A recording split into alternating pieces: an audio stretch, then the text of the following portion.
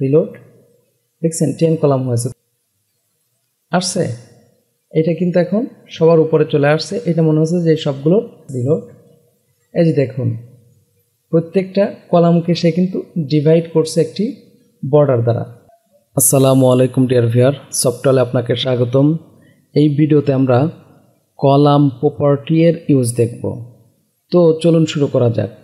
শুরুতেই আমরা এখানে একটি ফাইল নিয়ে নিলাম। ফাইলটি আমি নাম দিলাম index.html, যে কোনো নামে আপনি দিতে পারেন। এখানে আমরা লিখলাম html। খেয়াল করুন এখানে আমি একটি টাইটেল নিয়ে নিলাম কলাম প্রপার্টি। ওকে, তো শুরুতেই যে কাজটি আমি করি, এখানে আমি একটি ডিভ নিলাম যার মধ্যে ক্লাস হিসাবে আমরা নিলাম যে কোনো নামে দিতে পারি, বক্স দিলাম। এখানে আমি লরেম ওকে 1000 দিলাম। ঠিক আছে, অনেক বড় একটা টেক্সট আমি নিয়ে নিছি। তো আমার এত বড় দরকার নেই, অ্যাকচুয়ালি আমি আরও একটু কমিয়ে দিই। ওকে, তো এখানে একটা শিরোনামও আমরা নিতে পারি, h1 আমরা বললাম, টাইটেল গো শেয়ার, যে কোনো কিছুই বলতে পারি। এখন যদি আমরা এটা রান করি, খেয়াল করুন এই হলো আমার আউটপুট। ঠিক আছে, তো আমরা এই যে আমার টেক্সটগুলো আসছে সেগুলোকে আমরা বিভিন্ন কলাম আকারে দেখানোর ব্যবস্থা করব কলাম প্রপার্টি ইউজ করে। তো তার জন্য আমি ইন্টারনাল স্টাইল করতে চাচ্ছি, আপনার চাইলে এক্সটার্নাল করতে পারেন, কারণ এক্সটার্নাল হচ্ছে প্রফেশনালি ইউজ হয়ে থাকে। তো এখানে আমি বললাম স্টাইল।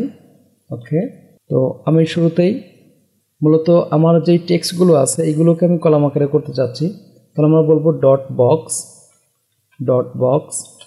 এখানে বেসিক কিছু কোড আমি নিয়ে নিই। আমি বললাম উইথ 1000 পিক্সেল, ব্যাকগ্রাউন্ড বললাম পিঙ্ক। যদি এখন রিলোড দেই, এই যেমন চলে আসলো। আচ্ছা, বেটার হয় এটাকে আমরা মার্জিন করে 0 সেন্টারে নিতে পারি, 0 অটো কন্ট্রোল এস। এই যে আমার মাঝখানে আসলো। ওকে, আচ্ছা আমরা একটু বর্ডারও নিয়ে নিই। এখানে বর্ডার 4 পিক্সেল সলিড বললাম ব্ল্যাক। ওকে, এই যে আমার চতুর্দিকে বর্ডার আসলো। একটু প্যাডিংও নেওয়া যেতে পারে, প্যাডিং। ওকে, 10 পিক্সেল। তো এই হলো আমার বেসিক কোড।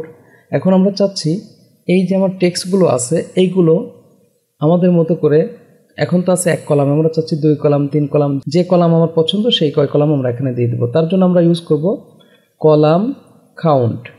ওকে, কলাম কাউন্ট প্রপার্টি। ওকে, এখানে যদি আমি বলি 2, খেয়াল করুন এই যে আমার এটা কিন্তু 2 কলামে চলে আসছে, খেয়াল করছেন? তো আমি এখানে 2 না বলে 3 বললাম, দেখুন 3 কলামে আসছে, কিন্তু আমার টাইটেল টেক্সটটা সবার উপরে না এসে এভাবে আসছে। আমরা ওই নিয়েও কাজ করব। আপাতত এখানে আমি 4 দিলাম, ধরে নিন। এই যে তার মানে আমরা যত খুশি তত কলাম এখানে দিয়ে দিতে পারবো। খেয়াল করে আমি এখানে 10 দিলাম, কন্ট্রোল এস, রিলোড। দেখছেন 10 কলাম হয়েছে। তো এইভাবে যত খুশি তত কলামে আমরা ভাগ করতে পারি। সাপোজ আমি এখানে 4 দিয়ে রাখলাম, আমার কয়টা কলাম হয়েছে? 4টা কলাম হয়েছে। এখন কথা হচ্ছে যে আমার এই লেখাটা কি হোক, সবার উপরে হেডিং আকারে আসুক। তার জন্য আমরা এখানে যেই কাজটা করব, খেয়াল করুন, এর জন্য আমরা একটি স্টাইল করব। তো এখানে এসে আমরা বললাম h1। তো আমাদের যেই প্রপার্টিটি লাগবে সেটা হলো কলাম স্প্যান। ওকে, এখন জাস্ট আমরা বলবো অল।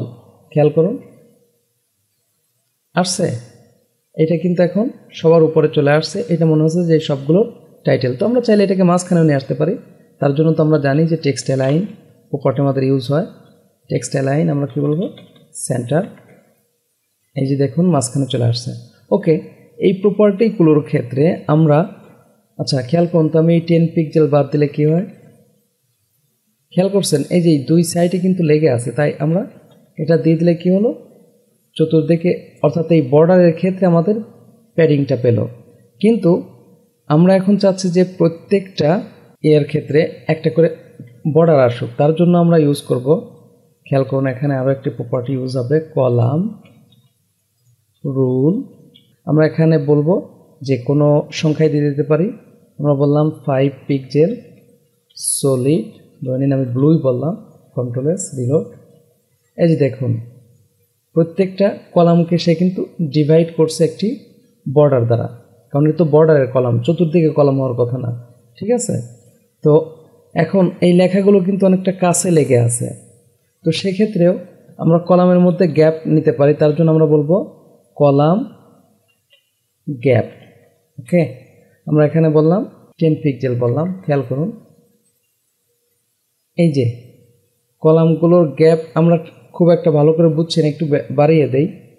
ওকে, আমি সাপোজ দিলাম 75 পিক্সেল, খেয়াল করুন এই যে দেখুন গ্যাপটা কিন্তু অনেক বেশি এখন দেখা যাচ্ছে এবং বুঝতেও সুবিধা হচ্ছে। যাই হোক, সংখ্যা টাইপের যে বিষয়গুলো আছে সেগুলোতে আপনি কমিয়ে বাড়িয়ে ইচ্ছা মতো কী করতে পারবেন, আপনার প্রয়োজন মতো দিতে পারবেন। এই যে আমি 1 পিক্সেল দিচ্ছি, এখন কিন্তু অন্যরকম আসছে। আশা করি কলাম কাউন্ট, কলাম রুল এবং কলাম গ্যাপ, সেই সাথে কলাম স্প্যান বিষয়টি ক্লিয়ারলি বুঝতে পারছেন। যদি ভিডিওটি ভালো লেগে থাকে প্লিজ লাইক করবেন এবং কমেন্ট করে আপনার অনুভূতি জানাবেন। আর যদি এখন পর্যন্ত সাবস্ক্রাইব করে না থাকেন তাহলে অবশ্যই চ্যানেলটিতে সাবস্ক্রাইব করবেন। পরবর্তী ভিডিওতে দেখা হচ্ছে। আল্লাহ হাফেজ।